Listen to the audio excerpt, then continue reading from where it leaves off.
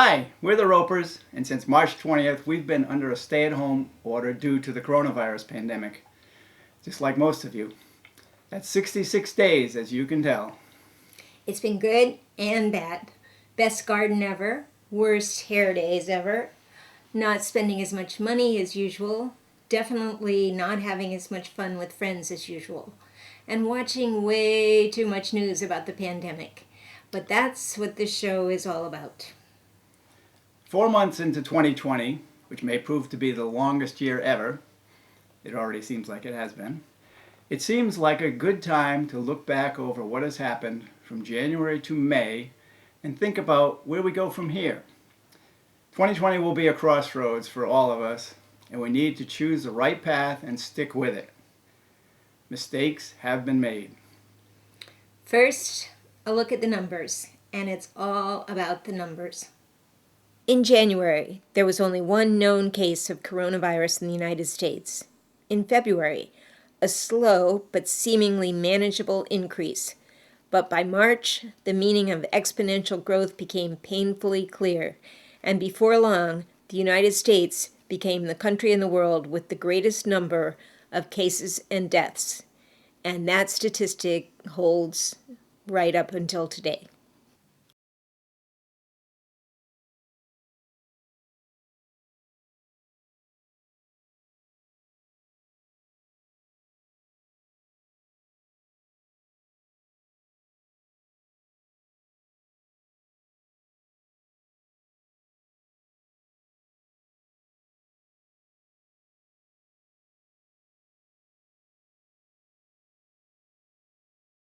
Long before there was coronavirus, actions were taken and decisions made that would come back to haunt us during the pandemic.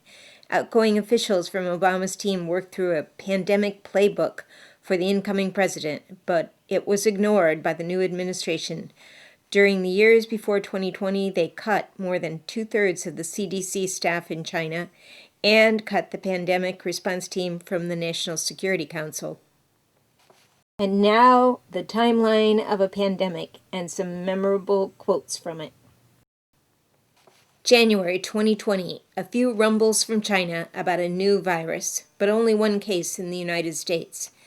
February 2020, the cases began to mount, still in low numbers, but with a steady progression, and our first deaths.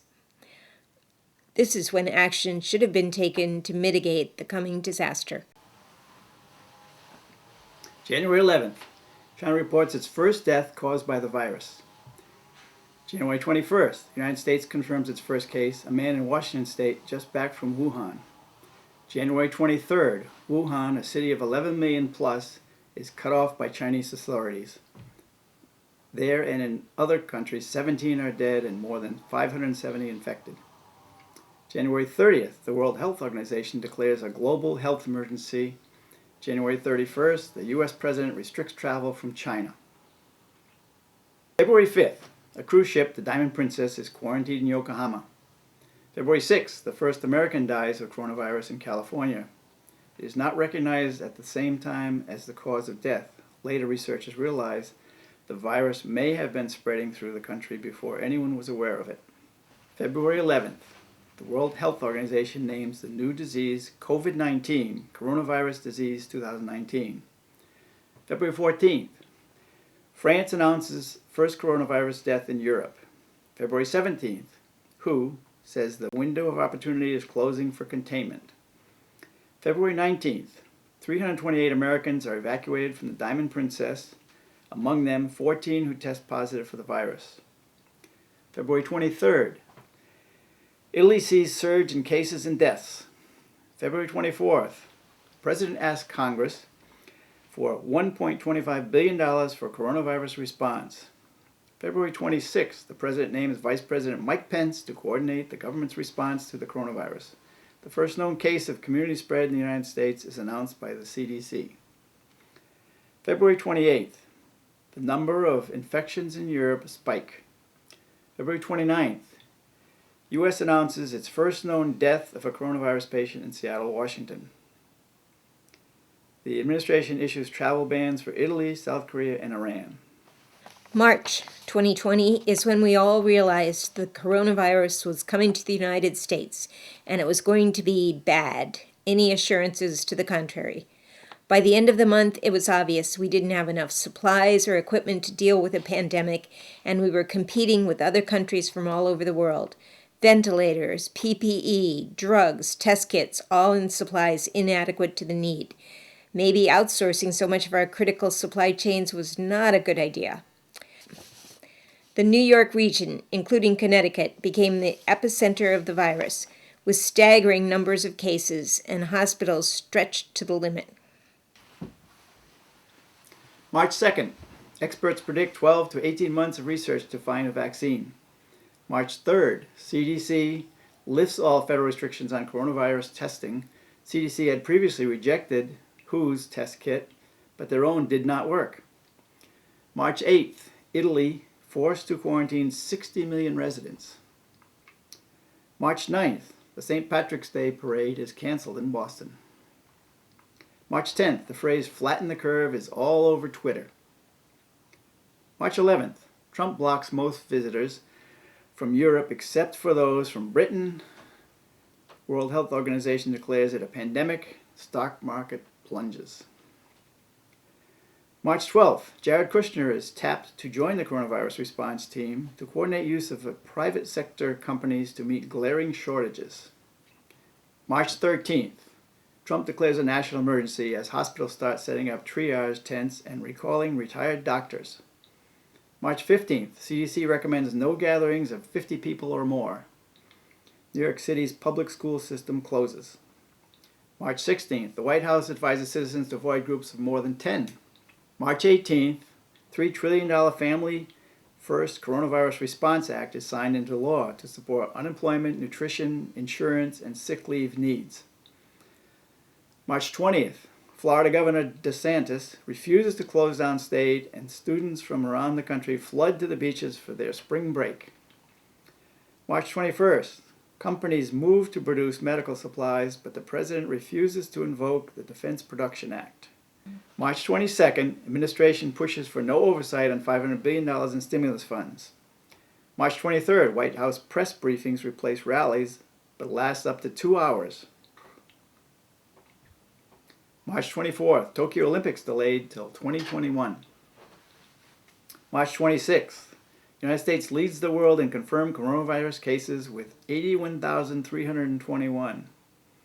March 27th, $2 trillion CARES Act signed into law providing stimulus for plunging economy with money for workers and small businesses, as well as distressed corporations. March 28th, CDC issues travel advisory for New York, New Jersey, and Connecticut, the states with the worst outbreak in the country. March 29th, White House Task Force expert Dr. Anthony Fauci predicts 100,000 to 200,000 deaths due to the virus. March 30th, more states issue stay-at-home directives affecting 265 million Americans. April 2020. Even as more and more states began to see a rise in coronavirus cases, forcing them to issue stay-at-home orders, there was encouragement from the White House to open the country back up, first by Easter on April 12th, and then by May 1st. Although the lack of ventilators was resolved, personal protective equipment and test kits and supplies continued to be an issue, and by CDC guidelines, testing was a critical component of reopening the country. As one pundit remarked, the president became very concerned about his ability to brag about the economy. April 1st. April 1st. Florida and Georgia governors closed down their states. Captain of aircraft carrier in Guam, the Theodore Roosevelt, writes letter warning of his crew's exposure to the virus. He is soon relieved of his command. April 2nd. Global cases top 1 million and jobless rates soar. The president refuses to issue stay-at-home orders. States competing with each other for PPE and ventilators in bidding wars. April 3rd. The debate rages over who should wear masks. President refuses to do so. April 6th. Boris Johnson, Prime Minister of England, moved into intensive care due to complications of the virus. April 9th. News surfaces that federal government urged states to get their own PPEs and ventilators and then confiscated them. There are indications that they were redistributed on a partisan basis. Experts say we need mass testing and contact tracing before lifting restrictions. April 10, New York, state with the highest number of cases, is leveling off. President claims absolute authority to end social distancing and open up the country as jobless rates soar. April 11th, racial disparities seen in numbers of cases and deaths from COVID-19. April 14th, President walks back his total authority comment and says he's working with the governors. He threatens to withhold funding from the World Health Organization for wasting time and shielding China from blame. April 15th, polls show 80% of public wants a national stay-at-home order. Only 1% of population tested so far, despite promises of widespread testing. April 17th, White House releases its guidelines for reopening the economy. April 21st, Georgia Governor Brian Kemp announces plans to reopen Georgia. President and Vice President declared too soon and too dangerous. FDA declares hydroxychloroquine not safe for treating or preventing coronavirus. April 23rd, Senate and House pass another stimulus bill. During White House press briefing, the president suggests the idea of using disinfectant to cure coronavirus. April 24th, Lysol puts out a disclaimer telling people not to ingest their products.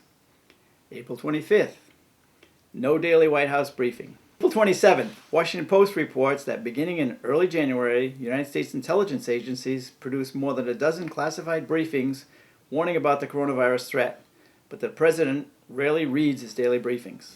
April 28th, the death toll in the United States surpasses the deaths during the Vietnam War. 13 meat processing plants closed because working conditions encouraged the spread of the virus among workers in close quarters without testing or protective gear. The president uses the Defense Production Act to force them to reopen. April 29th, various states are opening up again despite not meeting White House guidelines for reductions in cases and deaths over a 14-day period. The administration encourages them. April 30th, armed protesters stormed the Michigan State House demanding an end to the governor's stay-at-home orders. And now for some memorable quotes. January 22nd, the president said, "We have it totally under control. It's one person coming in from China, and we have it under control. It's going to be just fine." February 10th, the president said at a campaign rally in New Hampshire, "Looks like by April, in theory, when it gets a little warmer, it miraculously goes away. I hope that's true." February 11th, in an interview with Geraldo Rivera, "In our country, we only have basically 12 cases.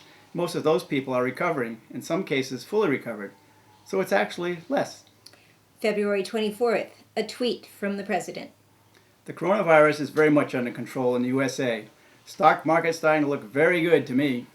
Also on February 24th, when the president was in India, "The coronavirus is very much under control in the USA. We are in contact with everyone in all relevant countries. CDC and World Health have been working hard and very smart." On the next day, "We're very close to a vaccine. Researchers say 12 to 18 months. Also on February 25th, Larry Kudlow, director of National Economic Council, stated, "We have contained this. I wouldn't say airtight, but pretty close to airtight."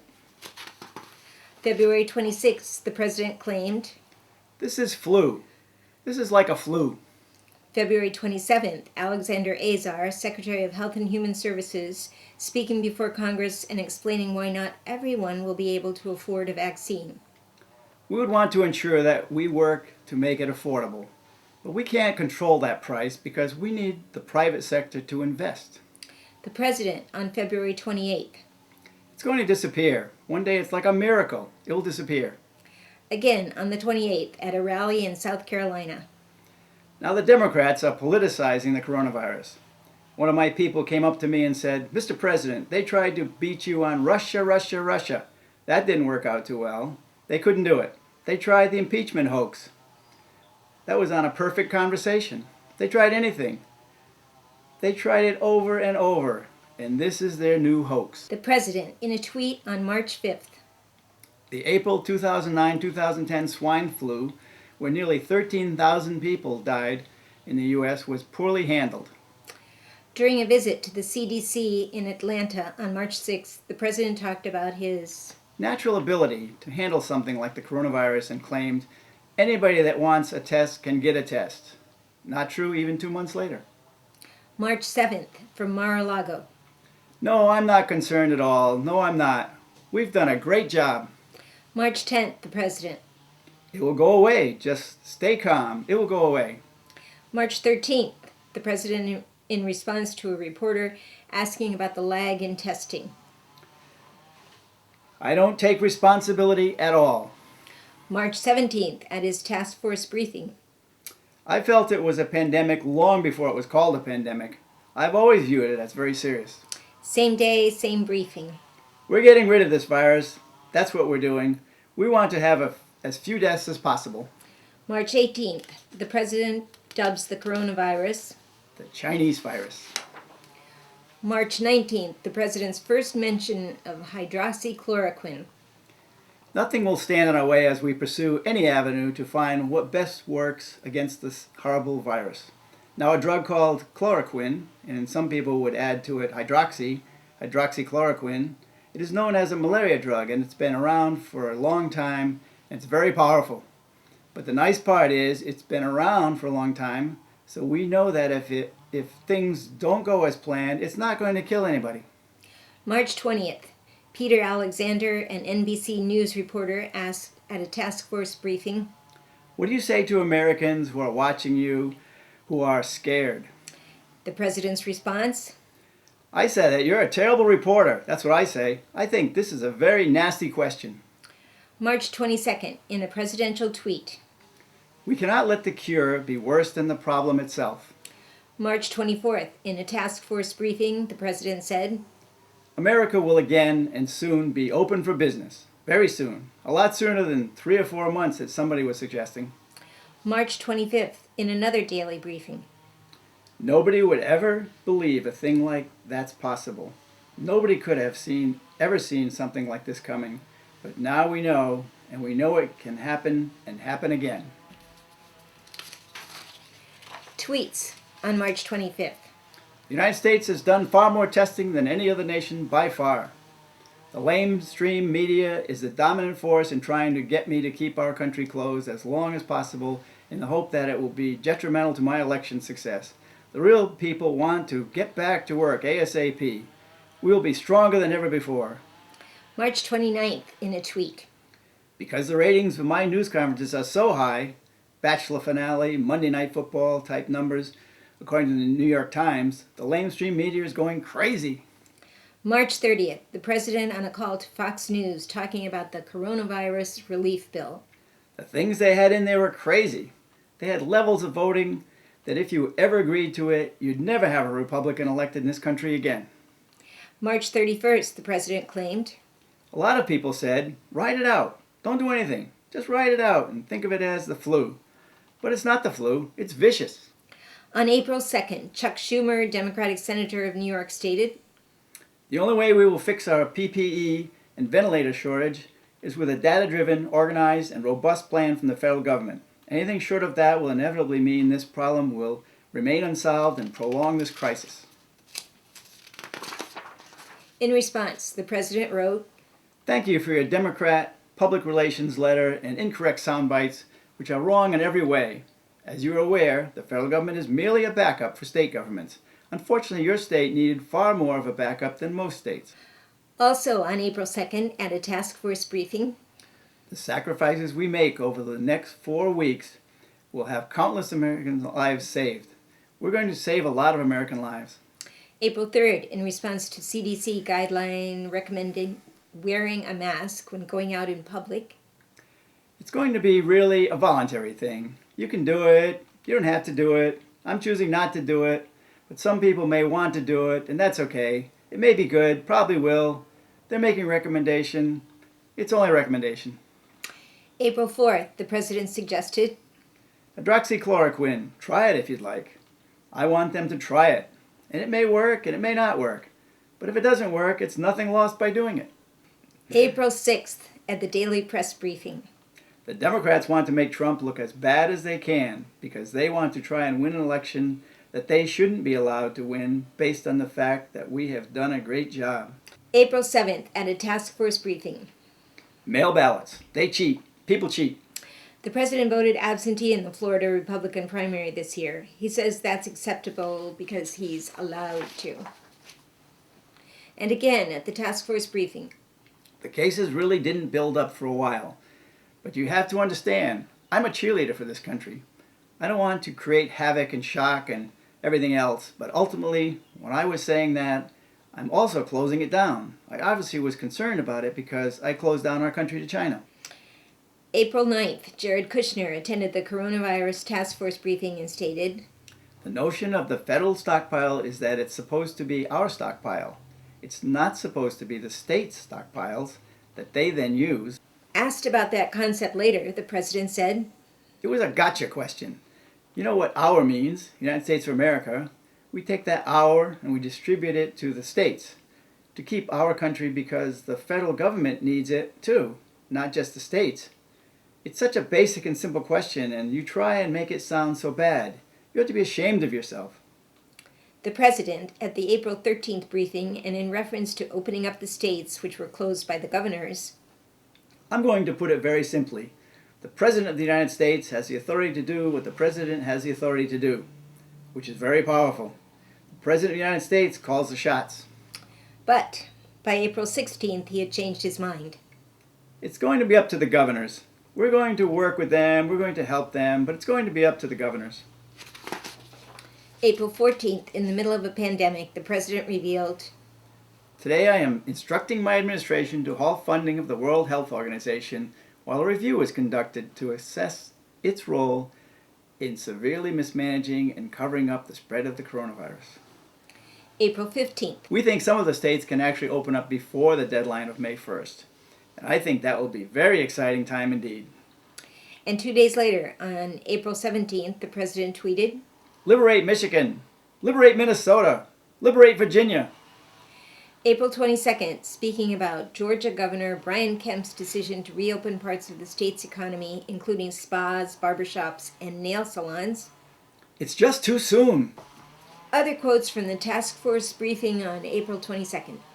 It may not come back at all. In the fall, he meant. And at one time, all they talked about was ventilators because you didn't think it was possible for me to solve that problem. And I solved it. The testing problem, we've done more than any nation in the world. And famously, at the April 23rd briefing, the president said, And then I see this disinfectant where it knocks it out in a minute. 1 minute. And is there a way we can do something like that by injection inside or almost a cleaning? Because you see it gets in the lungs and it does a tremendous number on the lungs. So it would be interesting to check that out. April 24th, Lysol issued this disclaimer. As a global leader in health and hygiene products, we must be clear that under no circumstances should our disinfectant products be administered into the human body through injection, ingestion, or any other route. April 25th, the briefing was canceled, but the president tweeted, What is the purpose of having White House news conferences when the lamestream media asks nothing but hostile questions and refuses to report the truth or facts accurately? Not worth the time and effort. April 26th, again in a tweet. The people that know me and know the history of our country say that I am the hardest working president in history. Jared Kushner went on TV programs twice during the last week of April to declare the federal response to the pandemic A great success story. April 30th, the president spoke to reporters indicating a willingness to consider funding for states hit hard by the coronavirus, but he qualified his comments saying, If we do that, we're going to have to get something for it. Another quid pro quo? 2020 is a presidential election year. The Republican nominee is a foregone conclusion, but the Democratic Party at one point had 29 major candidates for the office and a full debate schedule that started June 26, 2019. As always, the primary season began with the Iowa caucuses, this year on February 3rd. By the end of the month, New Hampshire, Nevada, and South Carolina had also voted. March 3rd was Super Tuesday, and another 14 states cast their ballots, including Alabama, Arkansas, California, Colorado, Maine, Massachusetts, Minnesota, North Carolina, Oklahoma, Tennessee, Texas, Utah, Vermont, and Virginia. March 10th, 6 more states, Idaho, Michigan, Mississippi, Missouri, North Dakota, and Washington, voted for the Democratic nominee for president. But by March 17th, the coronavirus was ramping up and in-person voting was growing ever less appealing and safe. Arizona, Florida, and Illinois held their primaries as planned, but Ohio postponed their deadline for voting by mail to April 18th. On April 7th, after a contentious attempt to make voting easier or to hold the election later, the United States Supreme Court on the eve of the election forced Wisconsin to go ahead with their primary, with in-person voting at far fewer polling places than usual. As many as 67 people may have gotten the virus while waiting in hours-long lines or working crowded polling places. Later in April, Alaska and Wyoming voted by mail, as Oregon and Kansas still planned to do in May. Nebraska was the only state planning to hold its May 12th election as planned, perhaps with National Guardsmen working some of the polling places. Meanwhile, Delaware, Maryland, New York, Pennsylvania, Rhode Island, Indiana, West Virginia, Kentucky, District of Columbia, Montana, New Jersey, New Mexico, and South Dakota had all postponed their primary elections. Here in Connecticut, our April 28th primary was initially rescheduled for June 2nd and then moved to August 11th. And Governor Ned Lamont has signed an executive order allowing all eligible Connecticut residents to vote absentee in the primary due to the pandemic. The general election in November may still be subject to the strict rules governing who may vote by absentee ballot in Connecticut. At this point, with all other candidates out of the race, Joe Biden is the presumptive nominee of the Democratic Party. The convention is scheduled for August 17th to the 20th in Milwaukee, Wisconsin. But no one knows how that may play out given the unpredictability of the coronavirus pandemic. So far, Biden is making points just by staying home and wearing a mask when needed. Okay, a lot to absorb. But what else was going on while we were distracted by the coronavirus?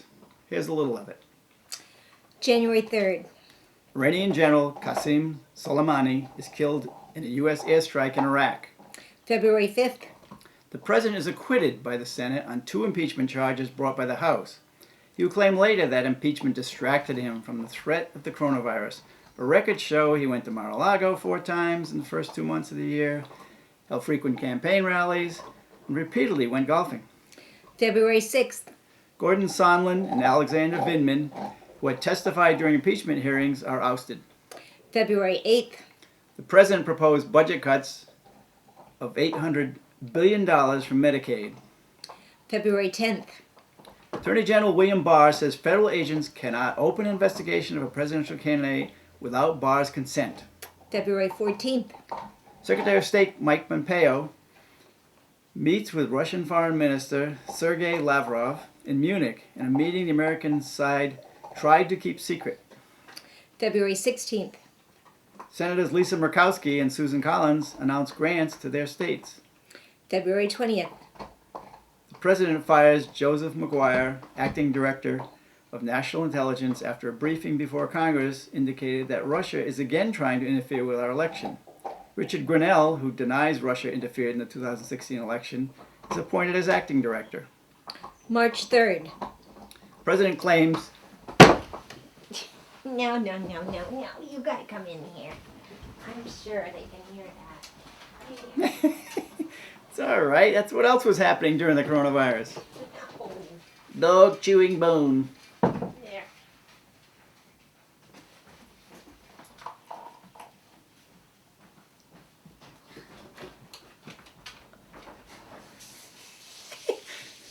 She's back. Honey. Oh, no. She knows the shortcut. March 3rd. The president claims he has a very good relationship with the Taliban. March 6th. Mark Meadows becomes the new chief of staff at the White House. March 8th. OPEC initiates price war with Russia after talks fail over production cuts in response to drop in demand. March 9th.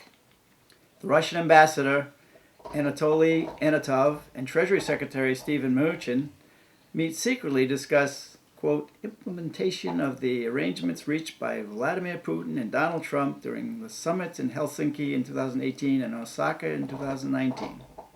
March 21st. Barr asks for dramatic new powers governing court procedures during emergencies. March 26th. The administration drastically rolls back rules for polluters during the crisis. April 3rd. Michael Atkinson fired for his role in revealing the Ukraine matter that led to impeachment. April 7th. President removes Glenn Fine from his role as Pentagon inspector, who had been chosen to oversee the CARES Act, one of many inspectors generals to be fired in the near future. April 15th. President threatens to adjourn Congress since members are home due to the pandemic, unless they resume confirming his nominees. April 20th. The President limits immigration into the United States for the next 50 days. Oil prices collapse and oil futures go into negative numbers. April 21st. Judge Reggie Walton gets unredacted Mueller report to determine good faith of William Barr and his summary. April 22nd. Office of Personnel Management refuses to brief Congress as it... Guess we gotta wait on that one. Call from Senator Blumenthal. Senator Blumenthal. Really? Call from Senator Blumenthal. This just in. Senator's calling. Wants some more input. April 22nd. Office of Personnel Management refuses to brief Congress as it purges civil servants in favor of partisan loyalists. April 24th. President announces he will block $10 billion of credit Congress approved for U.S. Postal Service unless it quadruples the cost of shipping a package. He hates Jeff Bezos, owner of Washington Post and Amazon. April 28th. The President's cabinet hasn't met since November. April 30th. The President, woohoo Trump, claims Biden has mental issues. In conclusion, a lot has happened in the first 4 months of 2020. But we know there's a lot more to come. No one wants administration to fail, but so far their response has been too little and too late on every front. We must demand better of them and ourselves. We're in this together. Stay safe, be well, remember in November.